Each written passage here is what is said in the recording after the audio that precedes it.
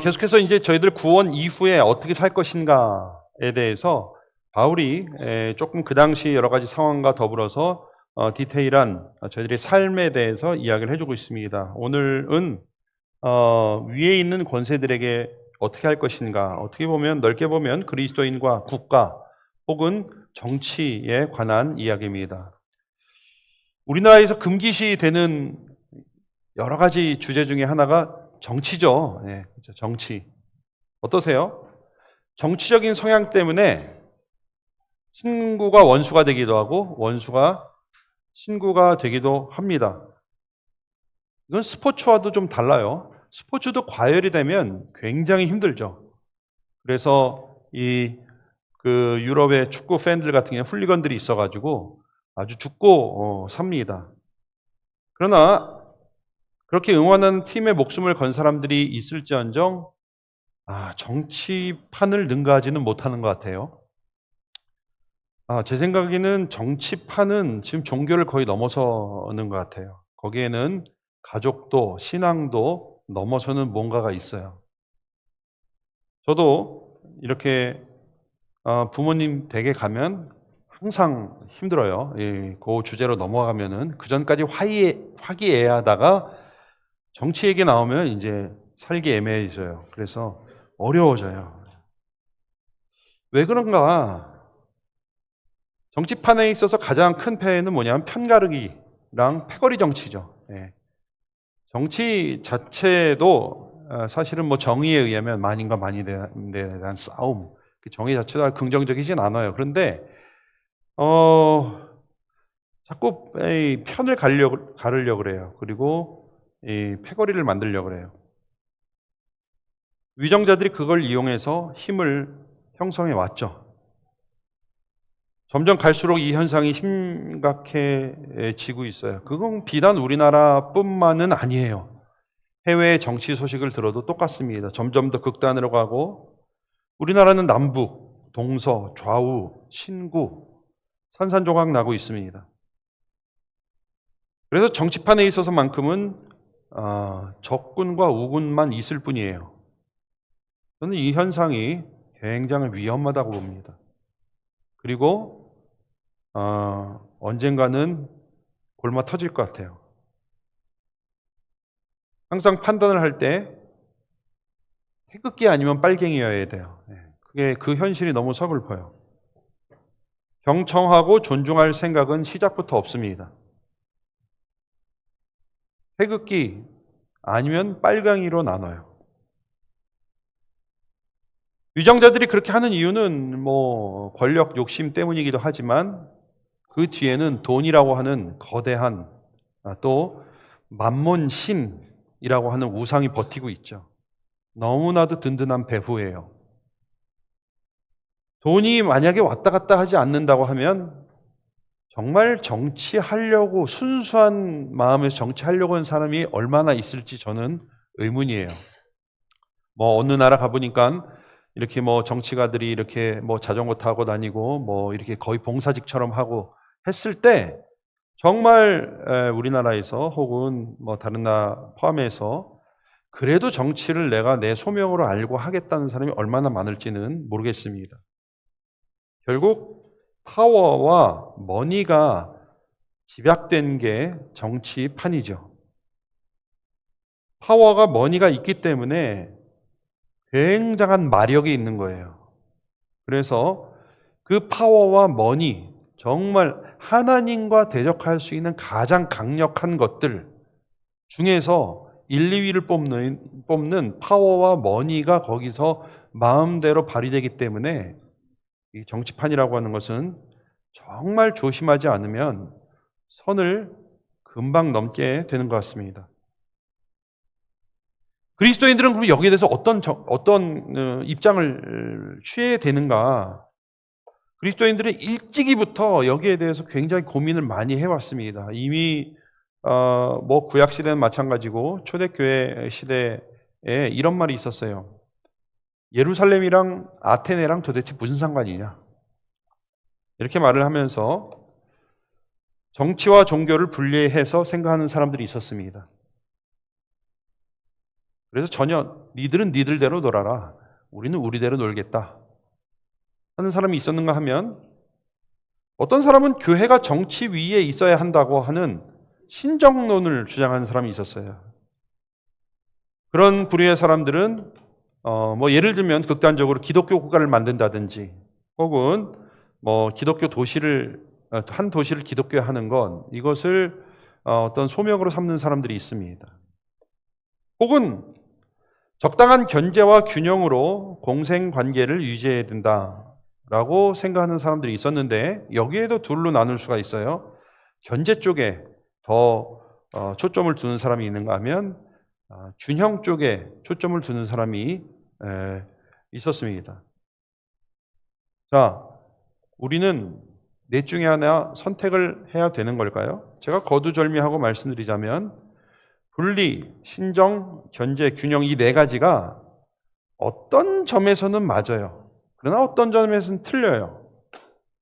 그래서 어떤 한 가지 모델을 가지고 그리스도인에 대한 정치, 국가에 대한 그리스도인의 어떤 세계관을 명확히 설명할 수 있는 한 가지는 없다고 해도 틀린 말이 아닙니다. 어떤 점에선 맞고 어떤 점에선 무리가 있는 완벽한 모델이 없습니다, 여러분. 동시에 다 맞거나 다 틀렸다 말할 수 없다는 말씀이에요. 그것은 정권에 따라 다를 수도 있고, 문화에 따라 다를 수도 있고, 누가 통치하나에 따라 다를 수도 있어요.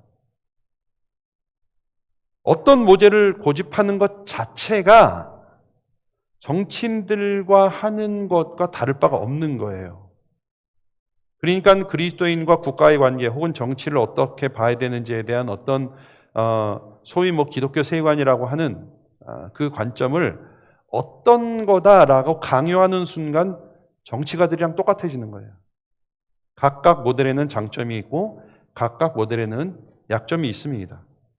그래서 우리는 굉장히 이런 것들을 얘기할 때 조심해야 됩니다.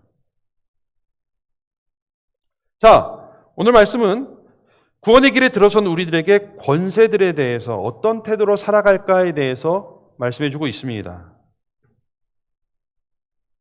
굉장히 지난 주간 기도를 많이 했는데 말씀 잘못 전하다가 태극기 아니면 빨갱이가 될 가능성이 높기 때문입니다. 그리고 요즘은 이 매체가 너무 많이 어제도 전혀 모르는 분한테 전화가 왔어요. 아마 교회로 전화했는데 저한테 이렇게 연결이 된 것 같아요. 거의 1시간을 상담을 했습니다. 정치 얘기는 아니었지만 굉장히 민감한 문제에서 상담을 했는데, 그때 제가 또 말 잘못하면 이제 소문 잘못 퍼지는 거죠. 저 교회는 빨갱이다, 혹은 저 교회는 태극기다. 위험 부담이 있습니다.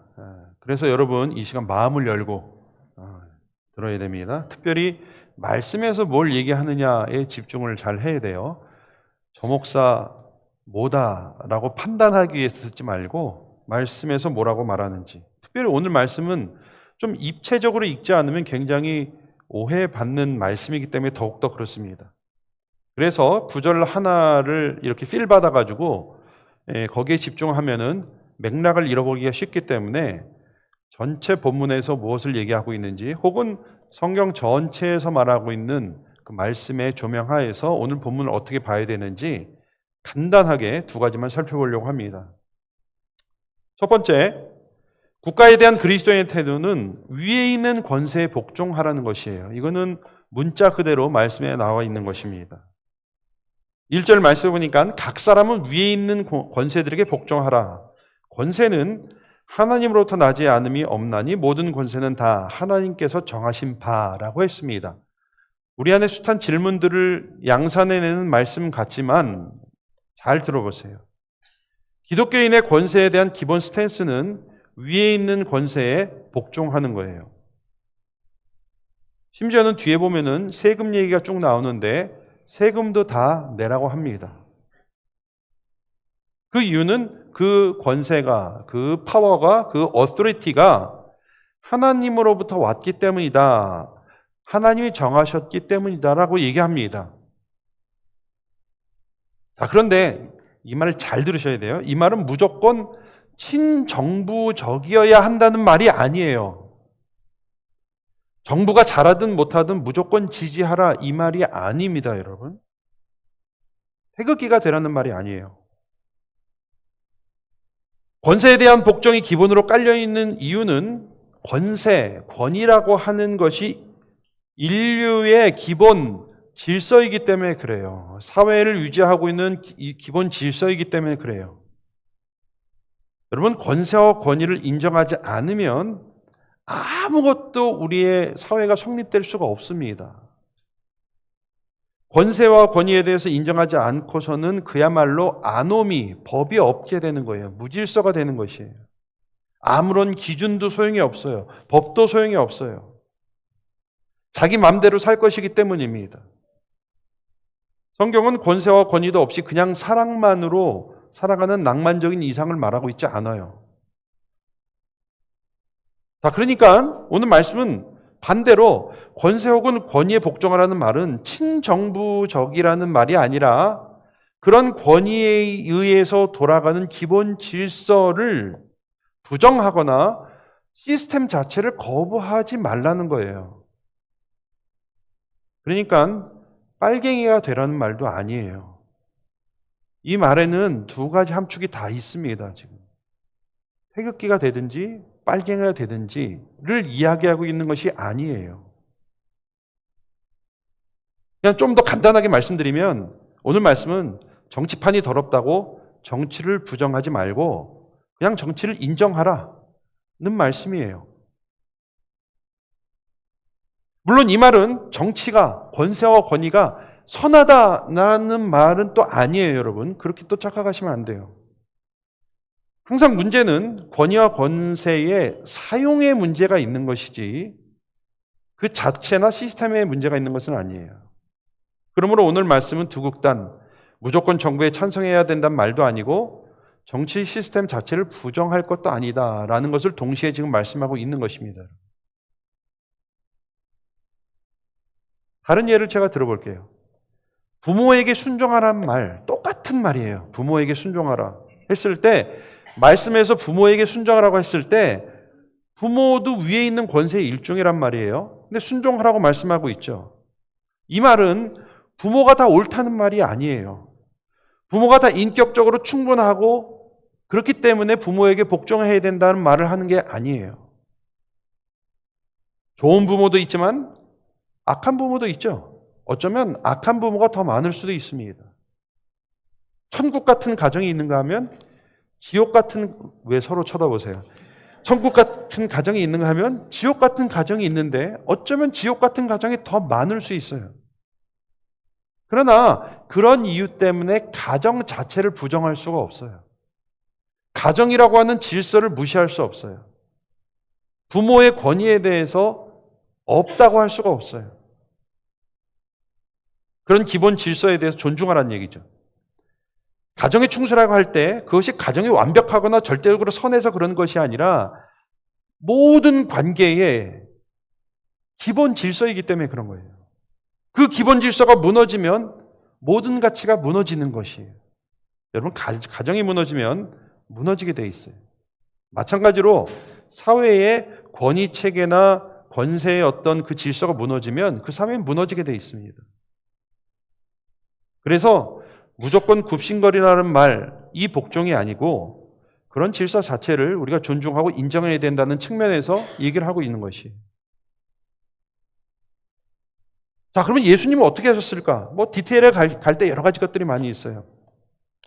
예수님은 예를 들어서 헤롯을 보고 여우라 그랬어요. 저 여우한테 가서 그렇게 여우라 그랬어요. 여러분, 여우가 이제 교활하다는, 우리는 이 얍삽하고 이 교활한 어떤 그런 사람을 연상하지만 이스라엘 개념, 유대 개념에서는 파괴자, 그러니까 여우가 늘 와서 망쳐놔요. 포도밭을 망쳐놓고 이렇게 막 와가지고 농사지은 것을 파괴하고 하기 때문에 늘 여우와 같이 가는 울타리라는 개념이 항상 있습니다. 그래서 여우라고 했을 때 파괴자 혹은 이렇게 황폐자로 인식이 되었어요. 그래서 예수님이 헤롯에게 되게 얘기할 때는 여우다 얘기했을 때는 저 사람은 황폐자다, 폭력자다, 파괴자다 이렇게 얘기하는 것이었죠. 그러니까 예수님도 헤롯이라고 하는 그 왕 자체에 대해서는 굉장히 부정적이었어요. 그러나 예수님이 헤롯을 끌어내리려고 하거나 아니면 더 나아가서 왕권 자체, 왕정 시스템을 혁명으로 바꿀 생각을 하지 않으셨어요. 결국 예수님은 그 권세자들에게 잡혀 죽으셨지만 권세가 잘못 사용되더라도 혹은 자격이 안 되는 사람이 통치를 하더라도 시스템 자체를 무너뜨리는 것이 방법이라고 생각하지 않으셨습니다. 다만 가이사의 것은 가이사에게 바치라, 하나님의 것은 하나님께 바치라, 이런 말씀은 하신 적이 있어요. 이것도 이게 무슨 말이냐, 그냥 아주 시간이 많지 않기 때문에 초간단 뉘앙스만 전달을 하자면 가이사에게는 돌려줘버려라, 줘버려라. 그러나 하나님께는 마음을 다해 바쳐라, 이런 뉘앙스입니다. 그런데 여기서도 주목할 것은 뭐냐면 가이사에게 줘버릴지언정 줘라. 가이사 자체를 부정하지는 않으셨어요. 왜냐하면 그렇게 하는 한 권세와 권위를 인정하지 않기 시작하면 세상의 모든 기본 권위와 질서를 파괴해야 되기 때문에 그렇습니다.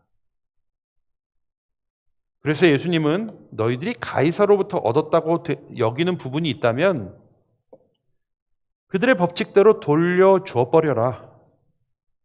이 땅에 있으니 어쩔 수 없다 하더라도 그렇게 하되, 그러나 모든 것이 우리는 하나님께로부터 왔다고 믿지 않냐. 그렇기 때문에 우리는 하나님께 마음과 뜻과 정성을 다해서 바쳐야 된다. 이런 뉘앙스입니다.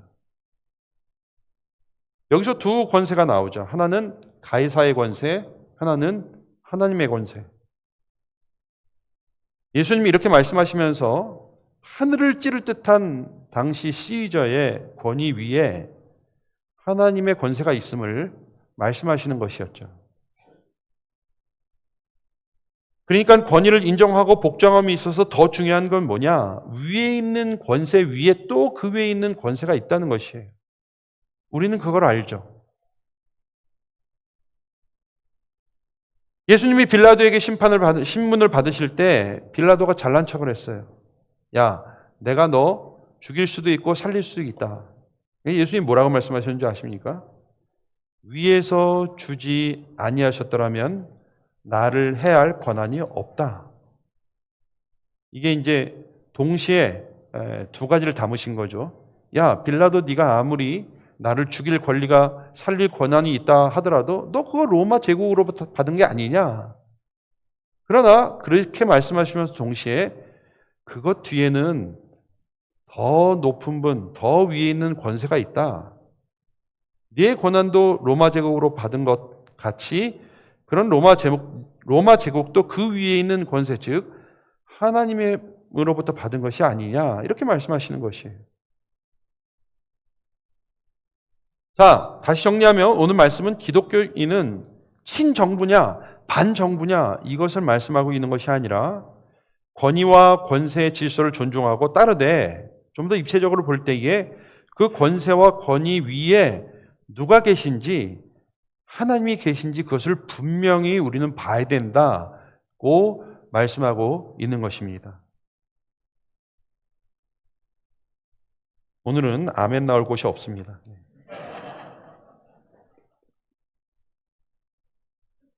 두 번째, 국가에 대한 그리스도인의 태도는 두려워하지 말고 두려워하게 하라는 것입니다. 오늘 3절 말씀에 보니까 4절 말씀에 보니까 이렇게 말하고 있어요.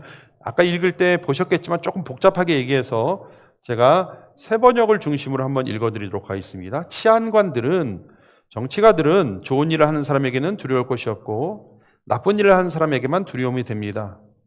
권세를 행사하는 사람을 두려워하지 않으려거든 좋은 일을 하십시오. 착하게 사십시오. 그러면 그들에게서 칭찬을, 감탄을 받을 것입니다.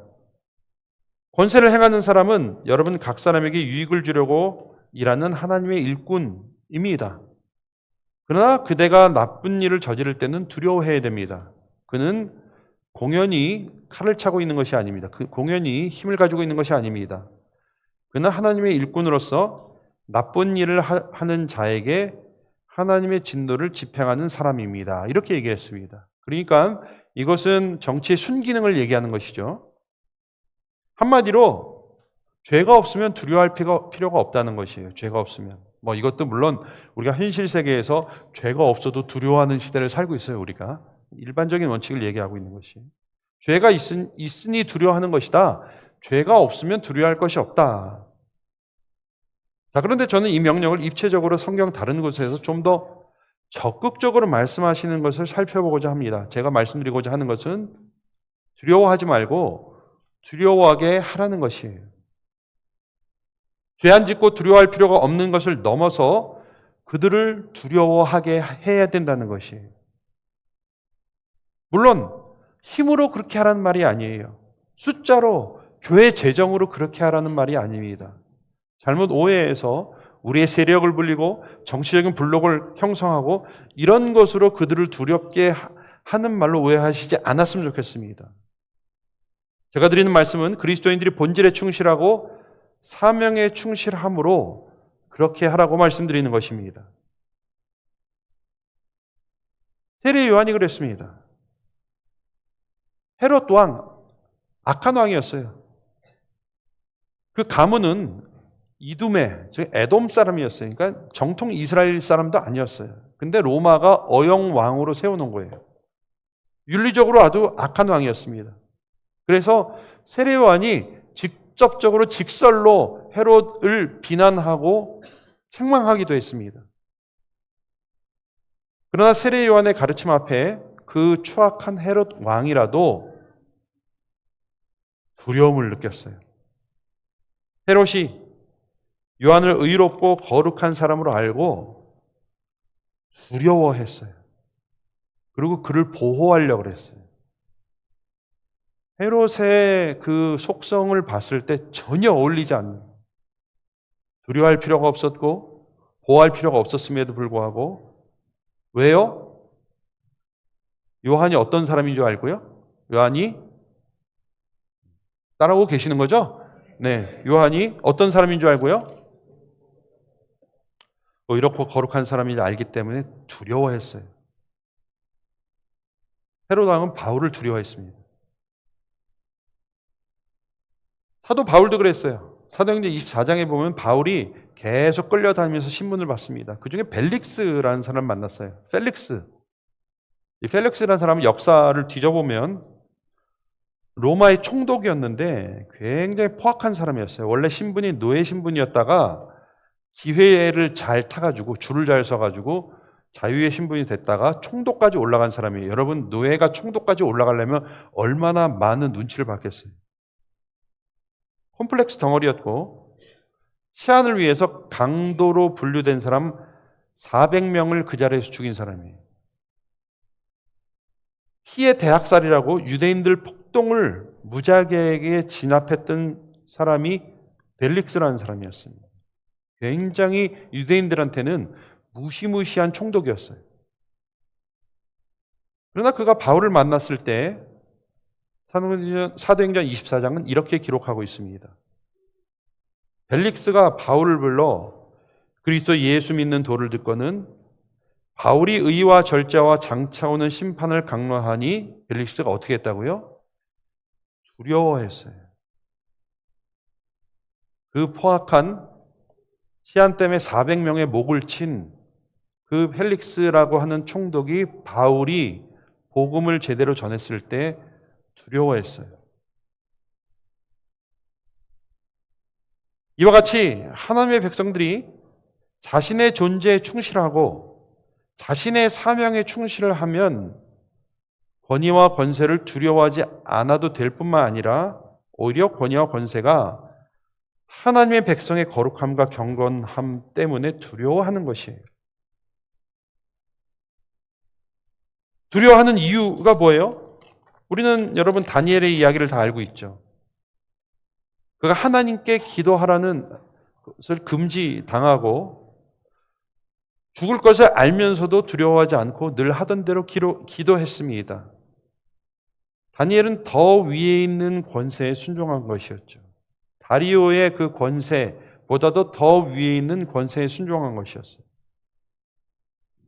그때 다리오 왕이 다니엘의 명령을 어긴 것을 알자 이렇게 반응했습니다. 왕이 이 말을 듣고 그런 말미암아 심히 근심하며 다니엘을 구원하려고 마음을 쓰며 그를 건져내려고 힘을 다하다가 해가 졌어요. 한종일 어떻게 하면 다니엘을 살릴까 궁리에 궁리를 했어요. 왕이 하나의 백성이 아니었어요. 정복한 왕이었어요. 지배하는 왕이었습니다. 다니엘을 살리려고 하루 종일 근심하며 번민했어요. 그 이유가 뭐예요? 우리 5절에 나오는데 그들이 이르되 이 다니엘은 그 하나님의 율법에서 근거를 찾지 못하면 그를 고발할 수 없으리라. 현대어 성경에 쉽게 표현되어 있어요. 다니엘을 걸고 넘어지려면 다른 일 가지고는 도저히 틈을 참을 수가 없고 그 믿는 종교에 대해서 시비를 걸어야 무슨 빌미라도 잡을 것이라고 생각했어요. 그런 정도로 다니엘은 경건하고 거룩한 사람이었어요. 신앙에 대해서 트집 잡지 않으면 다른 일로는 결코 걸고 넘어질 것이 없었다는 얘기예요. 그들의 삶이 거룩했기 때문에, 경건했기 때문에, 흠잡을 수 없었기 때문에, 그들의 일상이 그랬기 때문에 그들을 두려워했던 것이에요. 이처럼 그리스도인들이 자신의 존재에 충실하고 자신의 사명에 충실할 때에 세상은 감당하지 못하는 것이에요. 이것이 그리스도인의 능력이고 이것이 그리스도인의 정치력이에요. 언젠가 소개해드렸습니다만 1899년 3월 1일에 대한 그리스도인의 회보라는 기독교인의 신문이 있었어요. 거기에 보니까 이런 기록이 나와요. 당시 서울에 사는 세력이 있는 양반 한 명이 평양 감사로 임명을 받았는데 그 사람이 정부에다가 자기를 다른 곳으로 배치를 해달라고 하는 요구를 했다는 기록이 있어요. 당시에는 내관매직이라는 것이 굉장히 성행했던 시절이었습니다. 그래서 자기도 돈 주고 관직을 얻었으니까 어떤 고을의 원님으로 가면 그때부터는 이제 뿌린 돈을 걷어들이는 거였죠. 그런데 유독 평양을 가기 싫어했어요. 힘들어했어요. 그래서 다른 곳으로 옮겨달라고 청원이 들어갔어요. 왜 그런가 봤더니 평양에 가니까 야소교인들이 있었어요. 야소교인이 누구예요? 예수 믿는 사람들이 있었기 때문에 거기를 가기가 난 싫다. 예수교인들이 없는 영남으로 파견해달라. 이런 상소를 올렸어요, 이 사람이. 여러분, 그런데 놀라운 사실은요, 그때 우리나라 기독교 인구가 10,000명이 채 안 됐어요. 10,000명. 그때 조선의 인구가 1,200만 명이에요. 그러니까 기독교인은 전 인구의 1%도 안 되는 0.8%밖에 안 되는 인원이었고 그것도 전국에 흩어져 있었어요. 그리고 그리스도인들의 대부분은 힘없는 중인들, 하인들, 머슴들 이었다고 합니다. 그들이 무슨 유난을 떨었던 것도 아니고 무슨 힘을 발휘할 그런 위치에 있었던 것도 아니에요.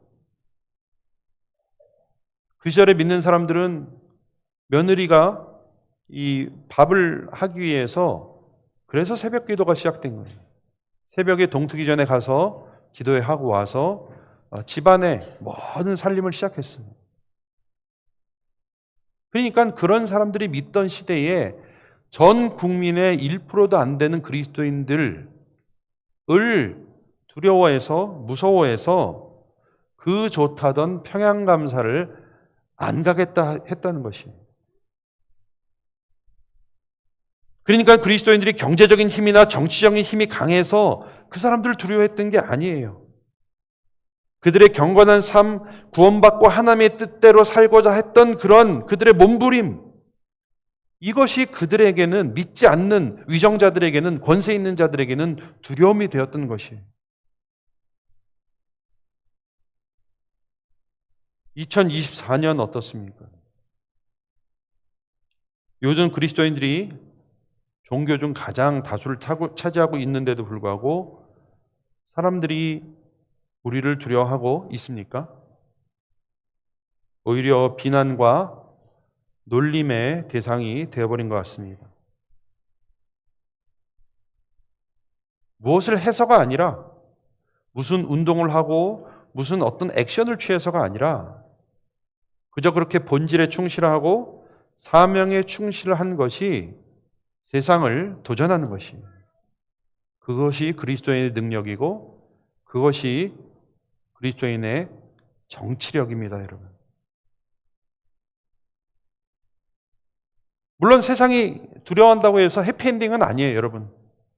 죄송한 말씀이지만 다니엘도 더 고초당했고 바울도 죽었어요. 예수님도 죽었어요. 세례요한도 죽었어요.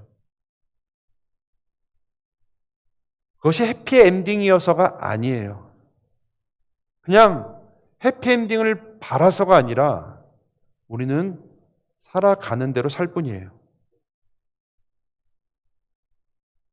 분명한 사실은 세상의 어떤 폭군일지라도 의와 진리 앞에서는 두려움을 느끼는 것이고 세상은 의와 진리를 감당하지 못한다고 하는 것입니다. 자, 오늘은 아멘 없다고 말씀드렸어요. 구원받은 이후 통치자들에 대한 우리의 태도는 무엇이에요? 권세에 의해 통치된 시스템을 인정하고 존중하라. 정치를 부정할 필요는 없다.